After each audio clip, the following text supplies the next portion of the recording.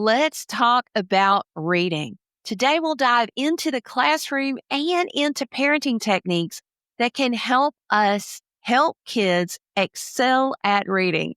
This is Cool Cat Teacher Talk, where we talk about what matters in the classroom. Ever wondered how remarkable teaching happens? Find out right now at Cool Cat Teacher Talk with award-winning teacher Vicki Davis. Get insights from top educators, tech tips, and inspiration to elevate your teaching.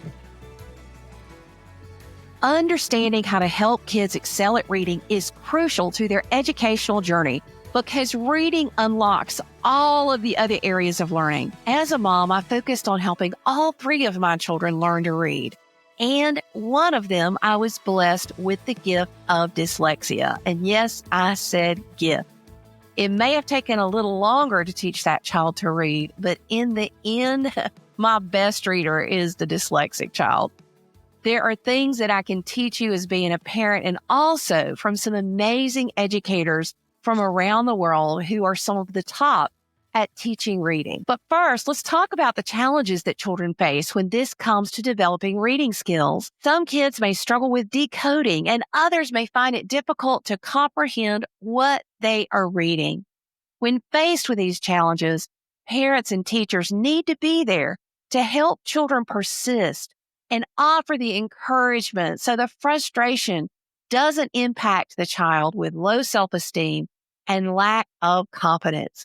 Kids can do it, and sometimes we have to believe in them until they can believe in themselves. Also, sometimes students know they are far below grade level, and it can be frustrating to both them and the teacher. Other kids may have learning differences, such as dyslexia, which makes it hard for them to recognize words and sounds. Sometimes kids don't have access to quality reading materials or things that interest them, and it takes a remarkable librarian to help them figure out what they might want to read. We have to know how important this issue is. When kids struggle to read, they can fall behind in other subjects like history, science, and social studies, which do require some reading proficiency. Poor reading skills can also impact a child's social and emotional development, as well as just how they feel about school. Many kids struggle to hide the fact that reading doesn't make any sense to them. And sometimes when they admit that and a remarkable adult comes alongside them, it can make all the difference in that child's world. We can teach children to read. And today we're going to tackle all of these issues. And at the end of the show, I'm going to share some tips for parents to help kids learn to read as well. First, Ezera Washington is an ELA teacher in New Jersey. She teaches 5th grade, but had kids even down to the 1st grade reading level. Let's hear her secrets and how she did it. Teacher Ezera Washington in Paterson, New Jersey, in 2023-2024, helped her students achieve a 91% proficiency on the English language arts portion of the test. This is an amazing 40% increase from the prior year. But if you look at what the National Literacy Institute says, that 70% of low-income 4th graders can't read at a basic level in the U.S., Ezera, how did you do this? What were the methods you employed to take us into your classroom? You have to build relationships with your kids. I think that's where it genuinely starts. I think when people see or they enter a school that they think might be low performing, they're already like ruling their kids out. So I think that my initial step was, let me get to know my kids. Let me see what they like. Let me see what they don't like. And that's not, oh, what's your favorite color? It's, hey, what's your favorite book? Like, building relationships off of like respect and high expectations. That's where I started. So then in that process, my kids started to tell me how they like to learn. So I think that getting to know them allowed them to feel comfortable to say, hey, I do better if I can listen to an audio first and then we can decode the words. Or, hey, I do better if I can read the book by myself first and then you call on me out loud. So it was like getting to know my kids first and then like keeping that high expectation for sure. Oh. That was step one. That was step one for sure. You are warm in my heart. So I always say on the show, you have to relate to educate. The other thing is kids will never do more than you expect them to. Right. So have very high expectations. And so even though I teach technology and you teach reading, there's so much in common with great teaching. And so I love how you came in, you got to know them, you had those conversations.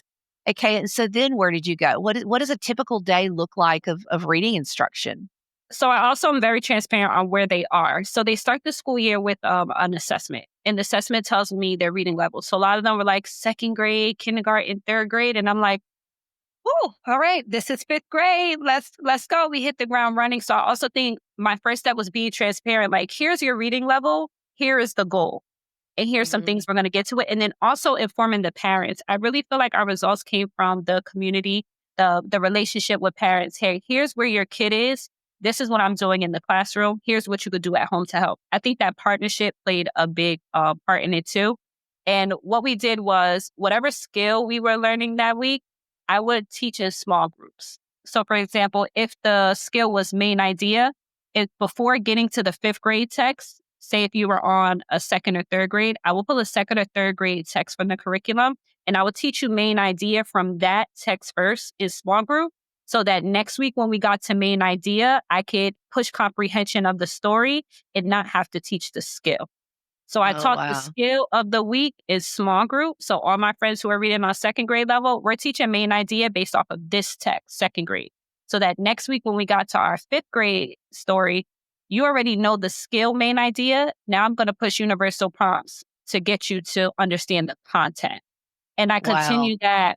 My next group was third grade. My next group was fourth grade. And then my scholars who were already on grade level, that were already on fifth grade, they got exposed to the text the week of. And then prior to that, they would do probably like more writing. They would do compare and contrast writing, like skills that would be something that they could do. How did the kids feel? How did you have those conversations? Imagine you're talking to a child who's on a second grade level and they're in fifth grade.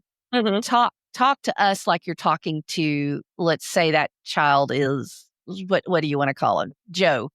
Okay. So I always start with like, hey Joe, like, how's your day going? Like, how do you feel about reading? Like, how are you doing in class? Like, tell me, what are things that you feel are going really well?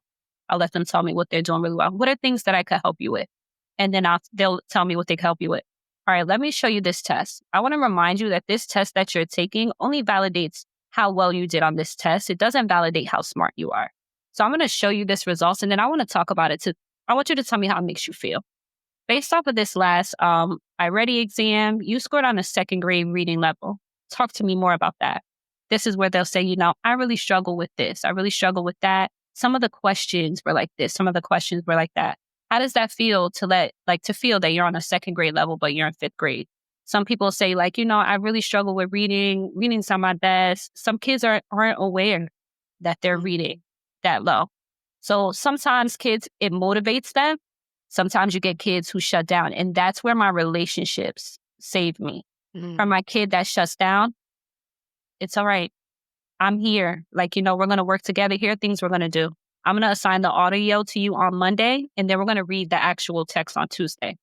When we write, I'm going to make sure that you have an additional 10 minutes to make sure that you know exactly what the prompt is. I'm going to come to you first so that you're clear on the directions. I think that letting them know, them not knowing how to read isn't their fault. Like someone has to teach you how to read. You just don't wake up and learn how to read. So I also give them that reassurance on the skills that you need. I know how to teach.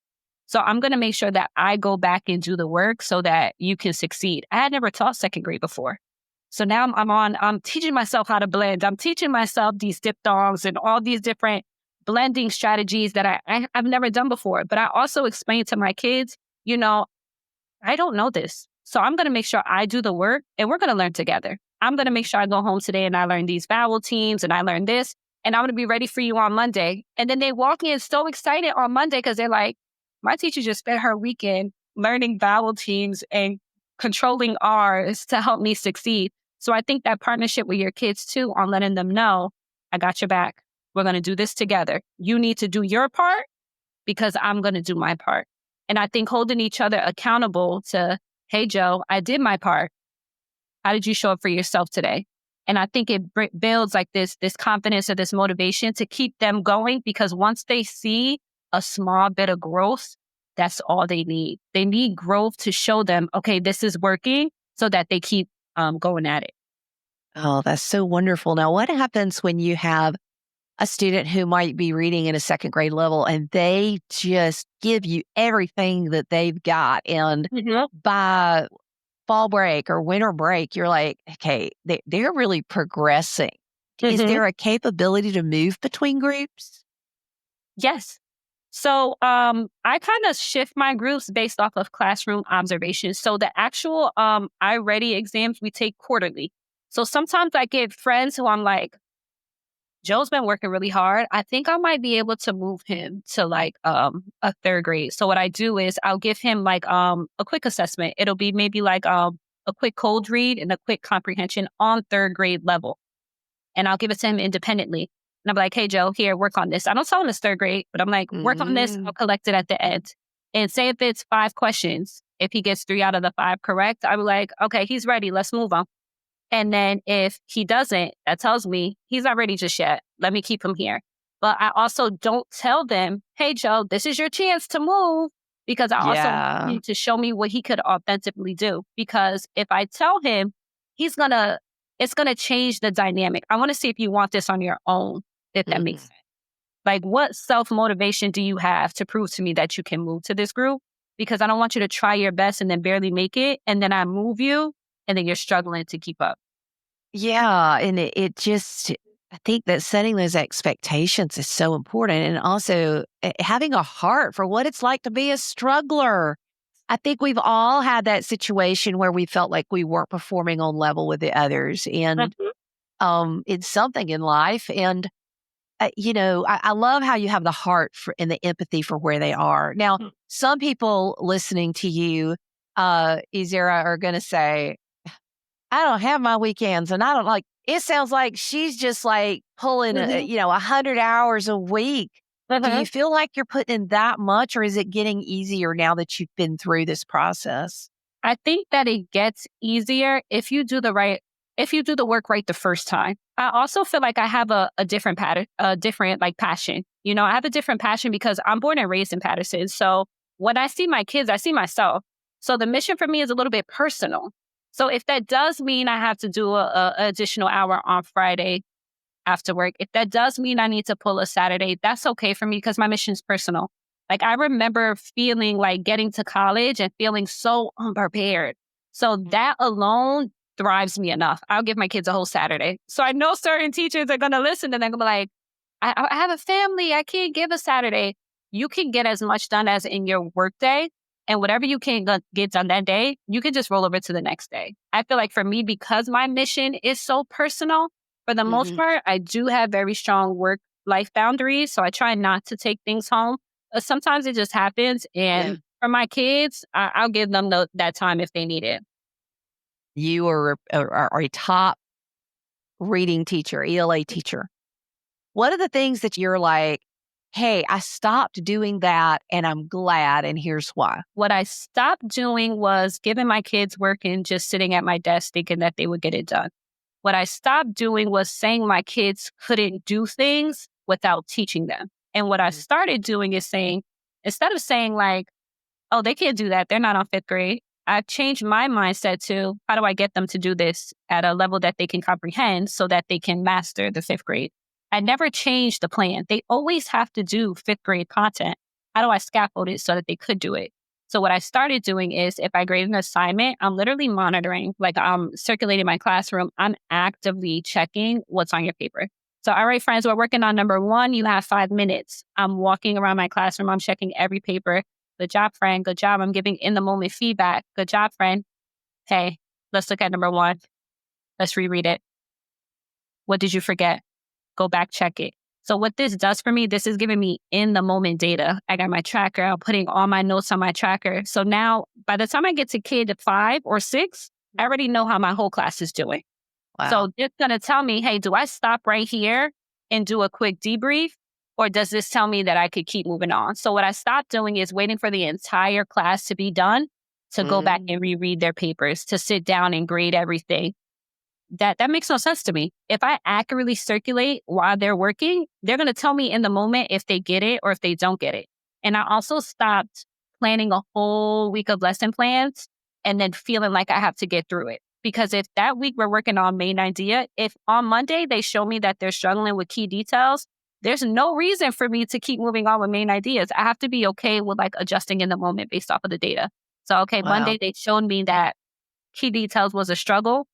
Tuesday, I'm okay with readjusting so that we could go back and debrief and fix it. I think sometimes we over plan and then we're like, I just got to get through the lesson. But it's like, they showed us they didn't understand the lesson. So no matter how well you planned, the lesson's not going to be effective because they showed you on Monday they didn't get it. And formative assessment is that it changes our instruction. I mean, that's the whole point. We can't say, we want you to plan a year's worth of lessons and we want you to do formative assessment. Those two things don't go together. A year of lessons and good formative assessment cannot coexist. You can't. Because you have to tweak and change things while still meeting the standards. That's the artistry of being a remarkable teacher. I agree. So do you plan at the end of the day for the next day? What does your workflow process look like for your lesson planning? Yes. So by the end of the day, I already know what needs to be done by the next day. So like during one of my preps, I'll sit and I'll look at my tracker and I'll be like, okay, I had a good 10 minutes to debrief this, but I might think that this might need a reteach. So then I'll look to see, what do I have so far planned for this week? What can I move around? And then in that moment, I'll determine, all right, you need a reteach plan. Let's go back into the drive. Do I already have a reteach plan? Do I need to make a new reteach plan? But by the end of the day, I always know what I'm teaching for the next day. I never walk into a class unprepared, like not knowing what I'm doing for that day. So ELA teachers around the world are listening to you. Give them their motivational pep talk. We have the hardest job. I don't care what anyone says. But the point that you feel, I'm going to validate it for you. But I think that teaching your kids how to read, you're giving them the tool that will literally last them for a lifetime. So in those moments where you're feeling overwhelmed or in those moments where you feel like your work is undeserving, think about that teacher that impacted you. Think about that person who took their time to teach you how to read. Your kids don't know that feeling that teachers feel sometimes, like being defeated. Like, I really wanted to get this one student and I didn't get them. You can get all of them. And you might not get them in the version that you might think, but you just got to keep going. Your impact is seen every single day. And as you move year to year, you're going to know that your friends are reading because of those sacrifices that you did. So I just keep going. And I think it's so cliche to say, but it is, my friends who get it, they're going to get it. They're going to be like, just keep going. One foot in front of the other. Yes. And also leverage your community. Leverage like the veteran teachers that you have in the building, like collaborate. I feel like community is what really drives results. Like leverage the veterans in your building, or, hey, what's really working for you? What are you doing really well? Hey, how did you do this? I liked how you do this. Do you have a minute? Can I come watch you? Like leverage the expertise in your building because someone in your building already did it right the first time. So leverage that expertise so that you're working smarter, not harder. This applies to all great teaching, and we do have a tough job. It is not an easy job, but it is so worth it. Not only do we need to understand how to teach, but as you can see from this interview, we have to relate to educate. Children need to know that we are there for them, and we need to constantly use the strategies we learn to help kids improve. You can see the full interview with Ezera at the 10-Minute Teacher podcast at coolcatteacher.com/E872. Now, let's talk about differentiating reading instructions in the classroom with one of the experts. Let's listen to Jennifer Serravallo from this excerpt from episode 868 of the 10-Minute Teacher podcast. So today we're talking with Jennifer Serravallo. She's a best-selling author, educator, and literacy consultant who creates research-based resources to support differentiated literacy instruction for teachers. Her popular books are the Reading Strategies book, Teaching Writing in Small Groups, and A Teacher's Guide to Reading Conferences. She also has a podcast called To the Classroom, Conversations with Researchers and Educators. And today, Jennifer, we're going to talk about your new book, the Reading Strategies book 2.0, the 2023 version. So why did you feel the need to update to a 2.0 book? And what are the key differences between your new book and the first edition? Great question. Well, first of all, it's great to be back with you, Vicki. Yeah. Great to be back in conversation. So yeah, the Reading Strategies book, the first edition, New York Times bestseller. Why mess with a good thing, right? But I felt like I'd only go to the trouble of doing the revision if I had a lot of new content, new information, and I could really make it super current and relevant for today's classroom. So there's been a lot of changes in the last 8 years since that book came out in terms of what people are focusing on and how people are approaching supporting kids with their reading. And so some of the key differences include incorporating over 700 research citations across the book. So I worked with a phenomenal research assistant. I have eliminated text levels and in place of the text levels, used skill progressions to organize the chapters. I had a fantastic editor, Katie Ray, who worked with me on doing this massive reorganization and revision. Work of aligning all the strategies to skill progressions showed places where there were some gaps in terms of the progression of how to move kids along. And I found some opportunities to support stronger readers in 8th grade, 9th grade, so the higher level end, as well as some more foundational skills work that wasn't as present in the first edition. So altogether, there's over 100 new strategies, plus 100 new pages of additional content beyond those strategies. I replaced all the children's literature with children's books published in the last 5 years that make up the lesson language, so the lesson examples throughout the book. There's over 200 new charts in the book. It is just a really new book, which is why I called it 2.0 rather than second edition. It's a really rethinking, revisioning, really a new look at this same topic. So let's talk about text levels versus skill progressions. Let's say a person doesn't know anything about either of those. Explain text levels, explain skill progressions, and why skill progressions is an improvement. Well, I think one of the things that we're always trying to do as educators is make sure that kids are successful when they're reading. We're matching kids to books that they can be successful in and making sure that we have an eye on text complexity so that they're encountering and grappling with grade level material. So these text level systems were very popular, whether you're using a letter system like the Fountas and Pinnell text level gradient system or Lexile leveling system or systems out there, right? And so in the first edition, because people are using these leveling systems and it was a way to kind of organize within the chapter, these are strategies that will help kids reading easier books. These are strategies that will help kids reading more complex texts. That's the system I used. But what I found when it was out in the field is a couple of things. One is some people just weren't familiar with those leveling systems at all, and it confused them. Another thing I found was that people misunderstood the use of those levels as being about leveling kids, which was never the intention. It's more about highlighting text complexity challenges and what kinds of strategies help kids to understand those different challenges. But the third big reason why I shifted from levels to skill progressions is that sometimes you'd have a student reading, let's say, a level M or Lexile 300 or whatever it was, text, and there would be 20 different options for what they could teach within this one particular goal. And it just wasn't a very elegant way to help teachers find the just right strategy for kids in that moment. Skill progressions, on the other hand, are a description of how work becomes more and more complex over time. So, for example, if I'm looking at the goal of fluency, which is one of the chapters, and I look at the skill progression in that goal, I might see reads choppy word by word, then reads in 2 or 3 word phrases, reads in longer phrases. Those are increasingly complex skills that kids can take on as they become more and more fluent, both with their phrasing and their prosody and their expression and their intonation. So by using that as the organizing principle and matching up strategies in an if-then scenario. So if the student is doing reading like this, then here are the 3 strategies you can teach. It helps teachers to be even more targeted and even more responsive to student needs. So what are some of the most effective strategies in the new book and how do they relate to research? So just kind of pull out some of your new faves.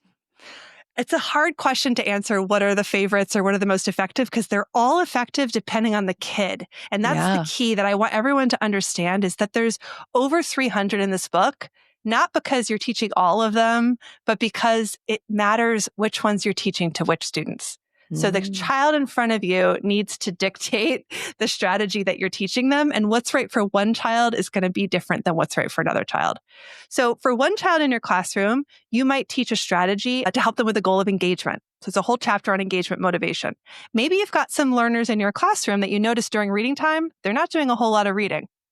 So there's research around helping students to manage more complex tasks and support their executive functioning skills by breaking up longer tasks into smaller chunks. So one of the researchers that I love in this area is Dr. Kelly Cartwright, who has a book on executive skills and reading comprehension.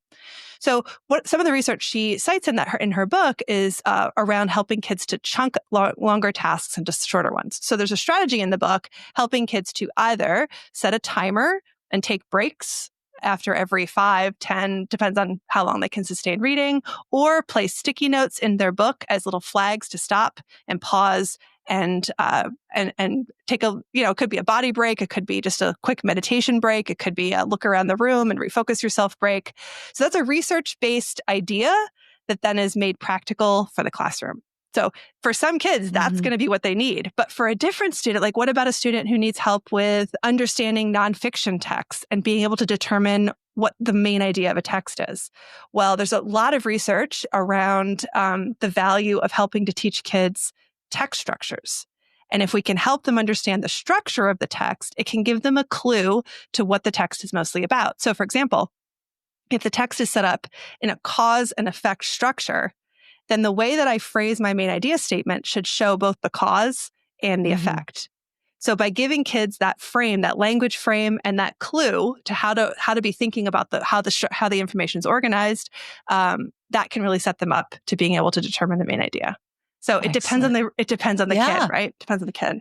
So the big concept, you believe in differentiated literacy instruction. Do you think that when a teacher has 30 kids in a room that it's possible?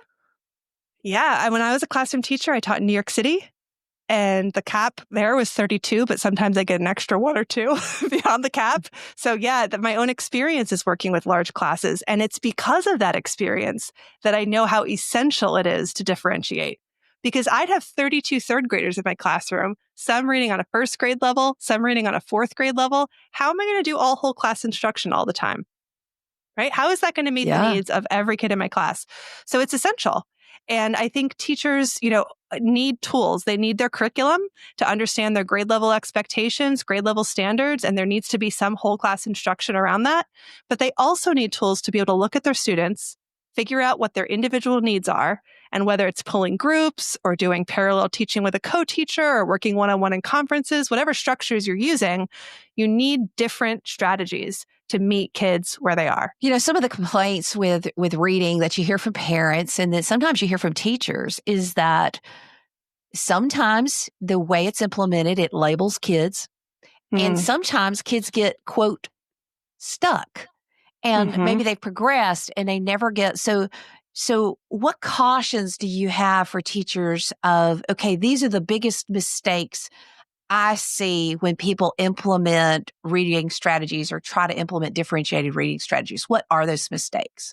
Yeah, I remember as a student myself being in a small group, and that group I was in September was the same as in June. And you had these groups, whether they called them by bluebirds or red group, yellow group, whatever, and they were just stagnant, right? There was the whole, and I think we've outgrown that. We've seen that kids are going to be growing in all different kinds of dimensions throughout the year. And the biggest piece of advice I have is to keep groups flexible, keep them dynamic. Kids move in and out of groups and they change goals. The book is organized according to 13 goals. And what your goal is in September may not be what your goal is in October. Like let's take that engagement example. Hopefully we get through a strategy instruction and practice, we get that student engaged, choosing books they love, able to manage their distractions, focused on their reading. Well, then what's next for that particular reader? And that's not about their level at all, by the way. You could have a child who's capable of reading about what's my need right now. So keeping the groups flexible, changing up the goals, and really involving kids in the goal setting process whenever possible. I have a tool on my website that's free. You can download it. It's a self-reflection form one-page form. Kids answer a series of self-reflection questions and helps them to set their own goal.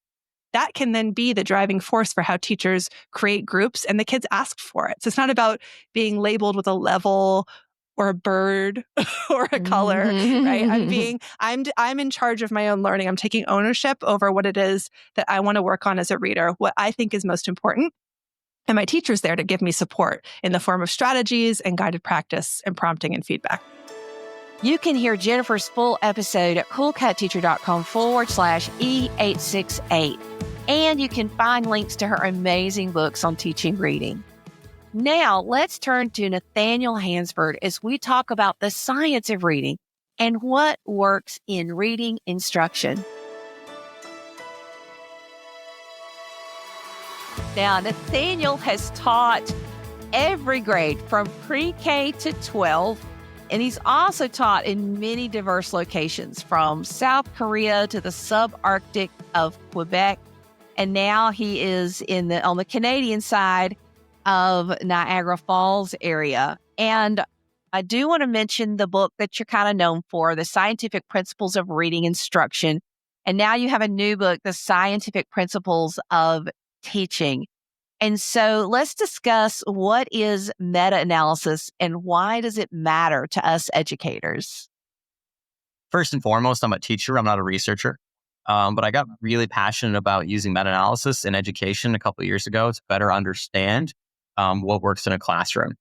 And I think part of it is just the way media reports on science is really problematic when it comes to like anything from dietitians to education.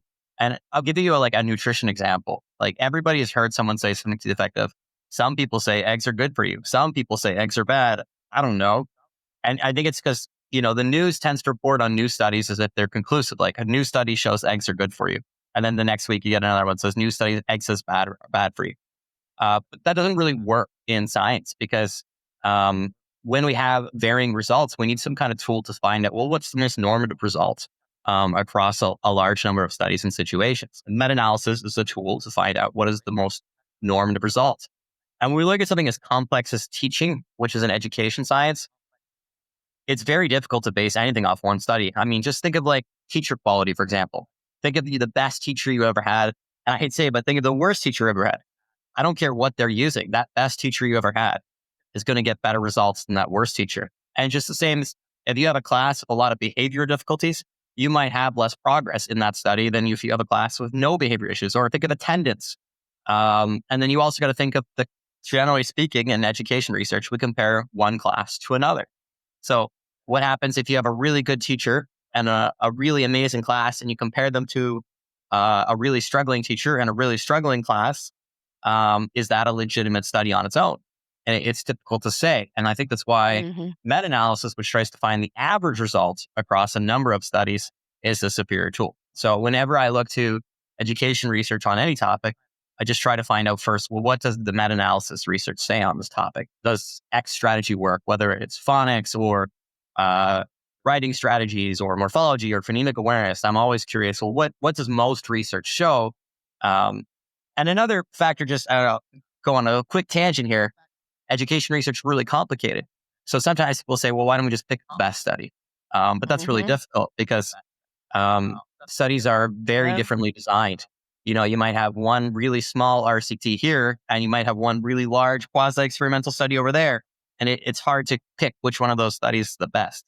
So personally, rather than trying to pick the best study or the study that fits my bias, I just try to find the average result. And, there's the old debate of correlation versus causation, which is, did what they studied actually cause that to happen?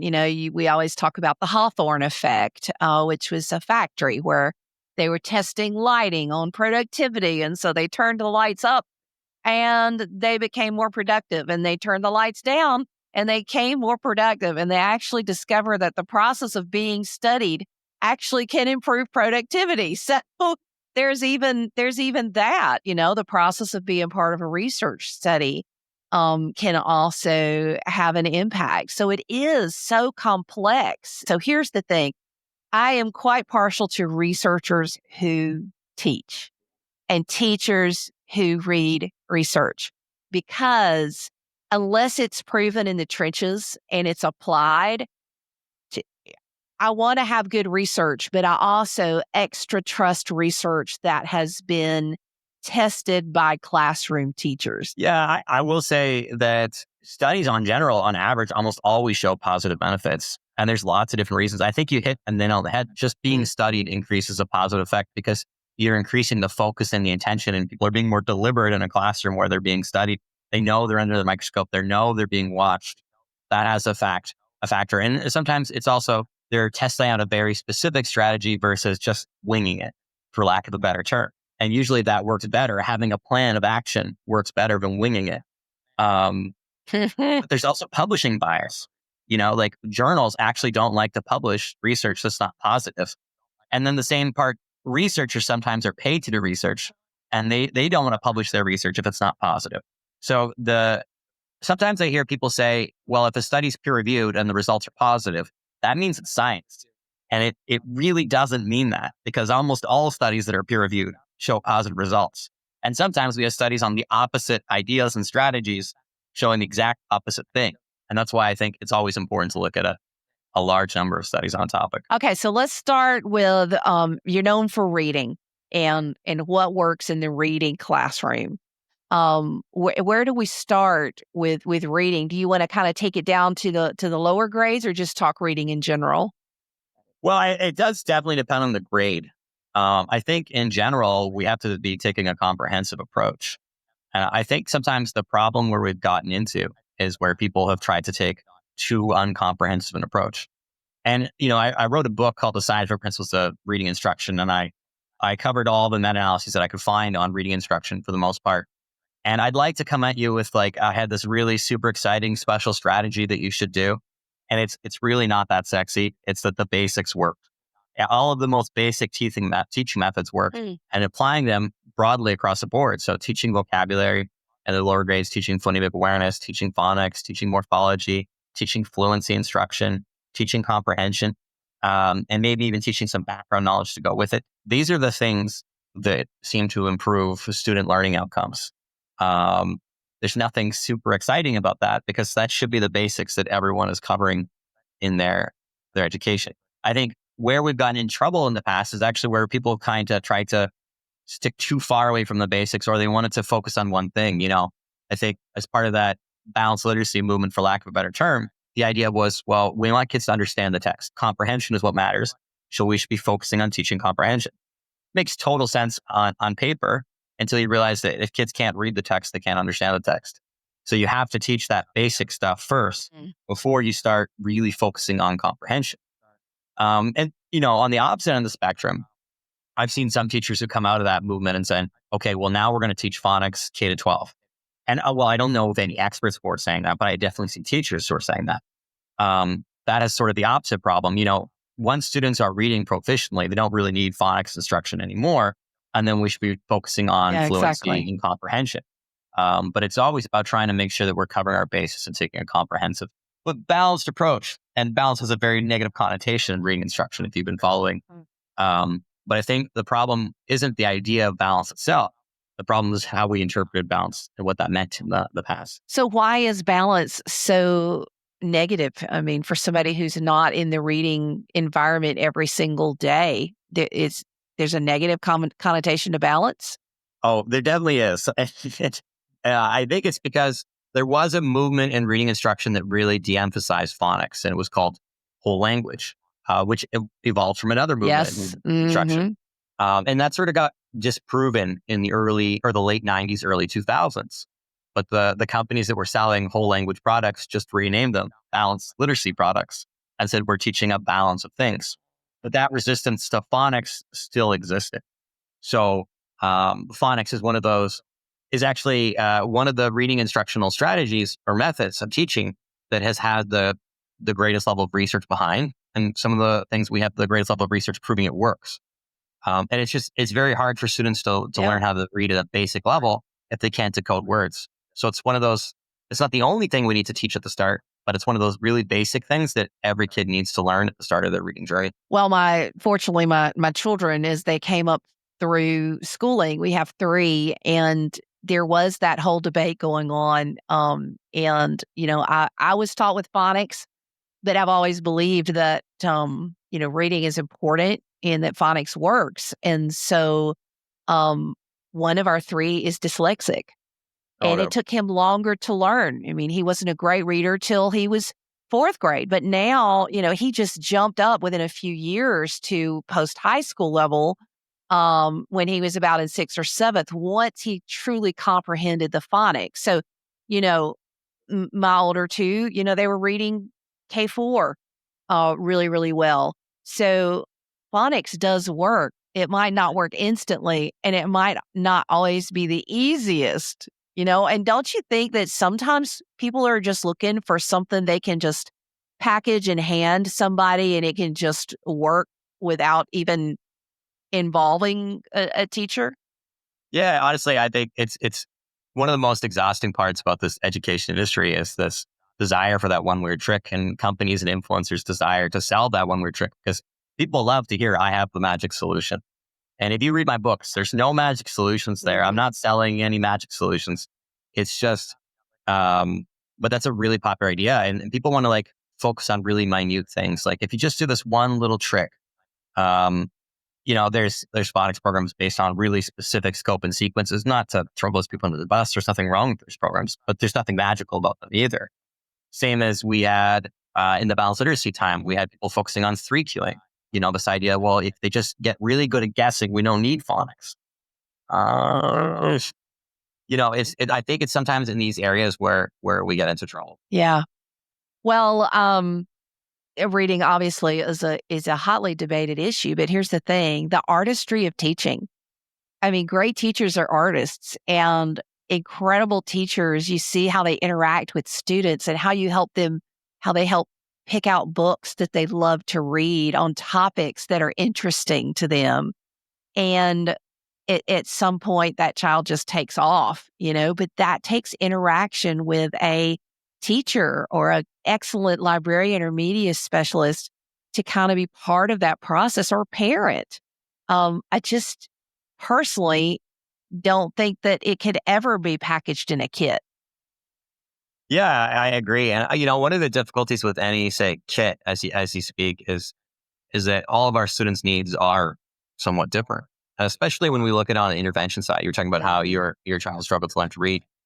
If you have a struggling reader coming forward to you, you need to first identify where they struggle. Not every kid who comes to you who's struggling to read is going to be struggling with decoding skills. Some of them might be struggling with fluency or comprehension or vocabulary. So it's really important to identify the specific weakness. I was actually just reading 2018 meta-analysis by Matt Burns on that topic, and he showed that when teachers targeted the specific needs of the students through assessments, that it showed double the literacy growth as to interventions that were just like a one-size-fits-all approach. So we definitely consider the needs of the student in front of us. That doesn't mean that all blocks programs are bad, but maybe in part when you're deciding between a program, maybe think, well, what does this kid in front of me need? And I think, back to research for a quick second, one of the big meta-analysis that showed phonics was important, that whole language doesn't work, was the National Reading Panel paper. And one of the interesting findings in there was they showed that studies that tracked fidelity showed lower results than studies that did not. And I take that as to mean is when teachers were like being watched and told you have to follow this with fidelity, they actually had lower outcomes than when teachers were said, here's the resource, go use this as best fits in your classroom. So we definitely have to trust teachers' expertise to some extent. And I agree with you completely that you cannot replace building rapport. I would imagine that rapport building has got to be at least as important as the methodology that the teacher is using and the materials they're using. If not, maybe even more. Yeah. I always say you have to relate to educate. So let's talk about expectations. Most of us have read about the Pygmalion effect and the studies done on what a teacher or even a parent expects of students. What meta-analysis can you think of, or conclusions do you have about the expectations teachers have? There is a correlational meta-analysis on teacher expectations and beliefs of students and then student success. And they show basically if the teacher believed the student was going to succeed, the student did succeed. But we also have other research on the opposite end when teachers have negative beliefs about the students. And, this is something I don't usually talk about a lot, but I was a student with an IEP growing up as a kid with a diagnosed learning need. And I definitely remember teachers finding out I had an IEP and feeling like they thought less of me when they found that out. So that's always a thing I think about when I get an IEP from a student is how does that shape my expectations and making sure that it doesn't create any kind of negative self-fulfilling prophecy? Because I've even seen some studies, and this isn't necessarily across the board, but there's some studies when teachers find out about student learning needs, their achievement actually goes down. That's not in all cases, but just some cases. And it's because of that negative self-fulfilling prophecy. We know that when teachers believe in students or they think students are good students, they actually give them more support. And I mean, unfortunately, in an ideal world, when students are struggling, that's when we would give them more support. But as teachers, we're naturally biased to give, quote unquote, the smart kid in the class the most attention. And that's been shown over and over again in research. So I think one of the things that we can do as a teacher is just tell ourselves, when you go into that classroom first day of the school year, well, the kids in my class are capable of higher level success. All of these kids are smart. I'm going to do everything I can to help them. I believe in them. That actually has an impact. I know it sounds wishy-washy, but it's because once we believe in those students, we're more likely to give them more educational opportunities, more instruction in the classroom, call on them more in class. And then most importantly, I think, when they're not succeeding, we don't say it's because the kid can't learn. We say, what do I change to help support that kid? And I think that's really important. Whenever a student is not succeeding in your class, you're not just lowering the bar or lowering their expectations. You're lifting that kid up and you're giving them the extra support they need to get across that finish line. I always think we got to lift the kid up to meet those expectations rather than bring the expectations down to the kid. Well, believing in ourselves as professionals that we can help figure out creative ways to reach every child, but also believing in the capacity of the students in our class. I always talk to my students about being world class. That's the students who cross the door. I have the best students. They're world class. They behave in world class ways. And if they don't, we stop and say, okay, how was this behavior? Is this behavior world class?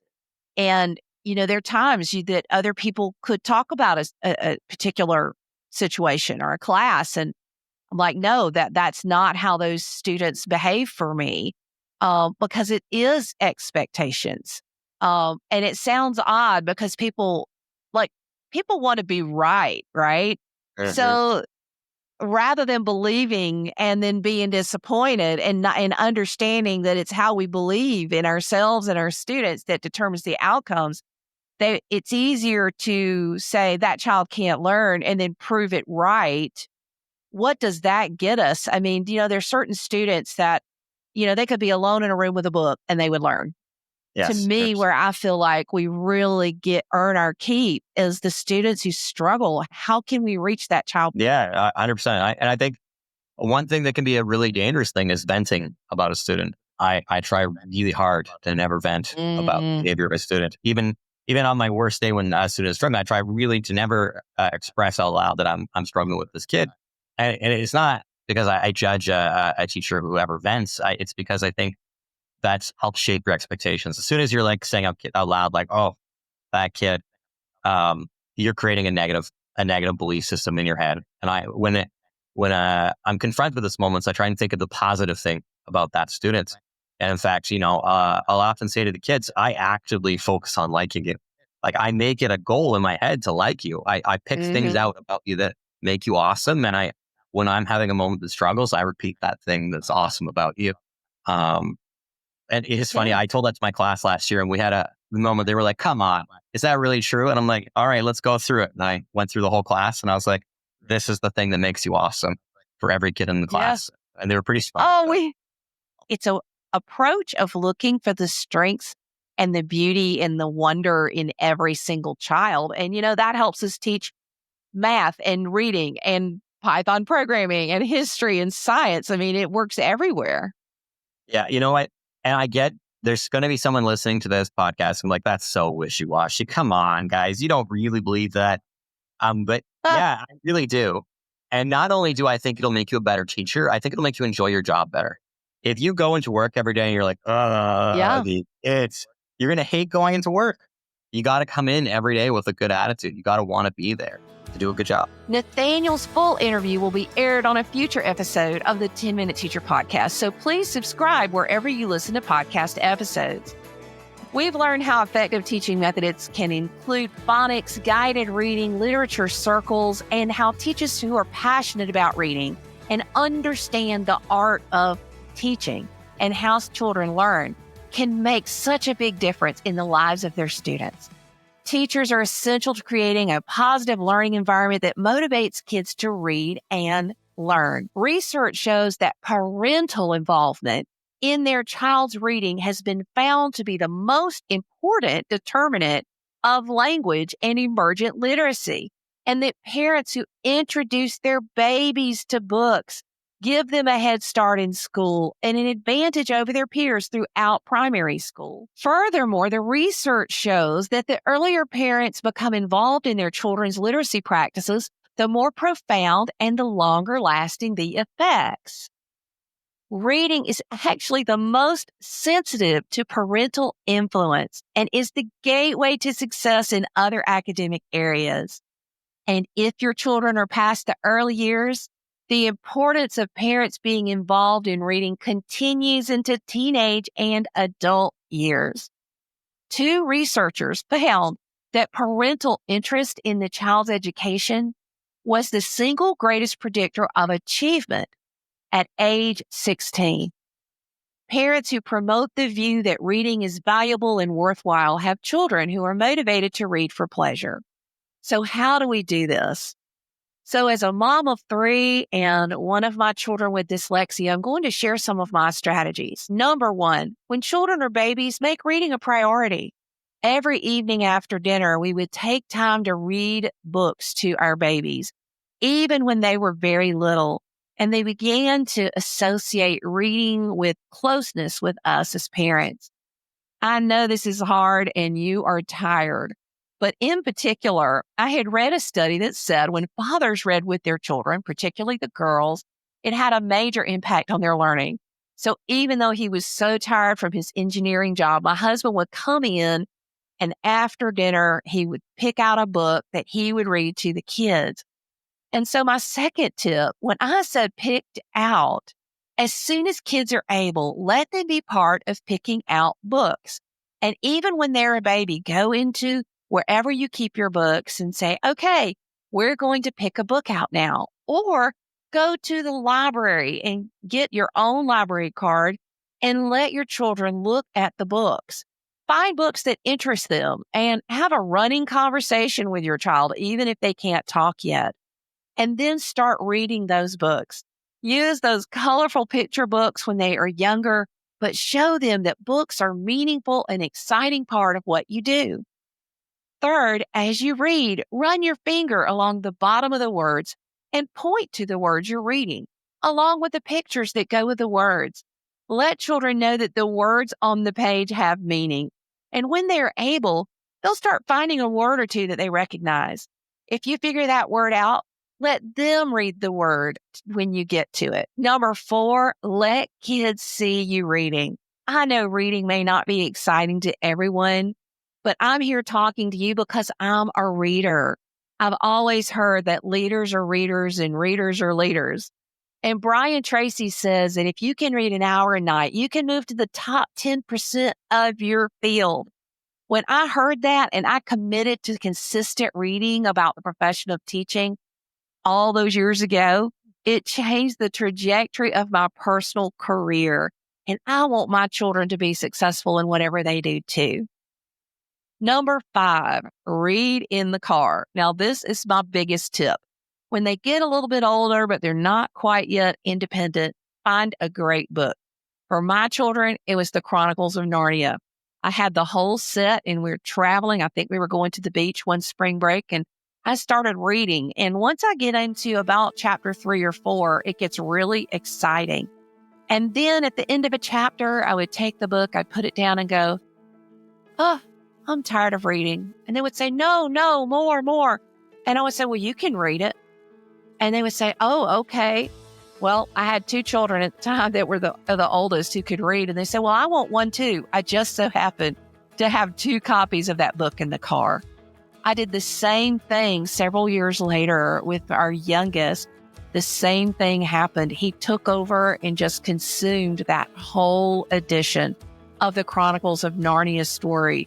And that opened up learning for my children. So find something they love, read it to them, stop in an exciting place, and let them take over with their reading. It's okay that sometimes it might be a little bit of a stretch, and you can always be there to help.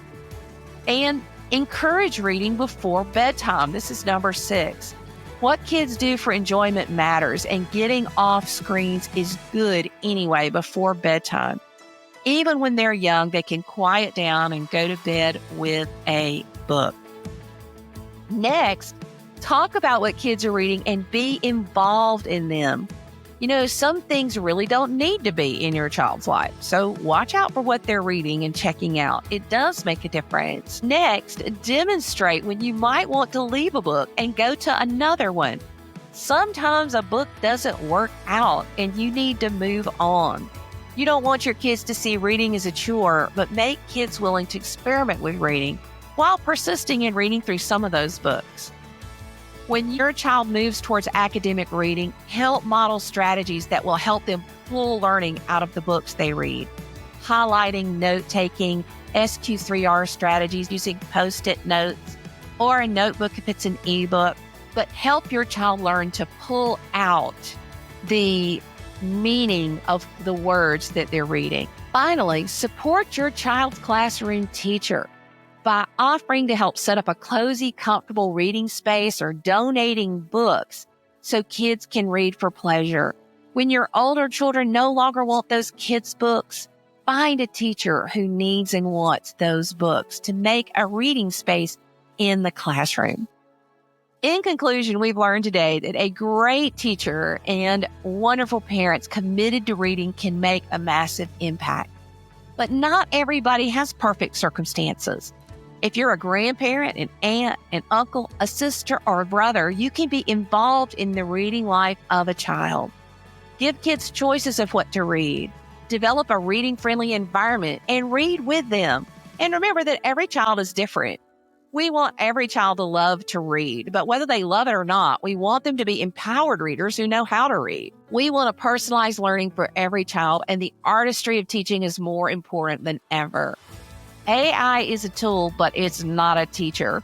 If you want to dig into the show notes for today's show, the resources, the bios of today's guests, head over to coolcatteacher.com/talk reading. If you've got any tips or experiences to share about how to help kids excel at reading, connect with Cool Cat Teacher Talk on YouTube or with me on social media at Cool Cat Teacher. And yes, that is spelled correctly. And remember, my newsletter hits inboxes every Tuesday morning, so sign up at coolcatteacher.com/newsletter. Stay in the loop. Visit coolcatteacher.com. See you later, educators. Thanks for watching, and I'll see you next time. See you later, educator.